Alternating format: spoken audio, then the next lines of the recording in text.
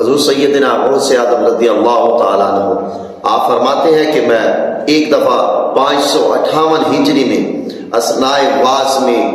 بیان فرمایا کہ 25 سال تک میں بالکل تنہا رہ کر عراق کے بیانوں اور ویران مقامات میں سیاحت کرتا رہا، اور 40 سال تک میں نے عشاء کے وضو کے ساتھ صبح کی نماز پڑھتا رہا۔ میں عشاء کے بعد ایک پاؤں پر کھڑے ہو کر قرآن مجید پڑھنا شروع کرتا، اور نیند کی خوف کی وجہ سے میں اپنا ایک ہاتھ کھونڈی کے ساتھ باندھ دیتا،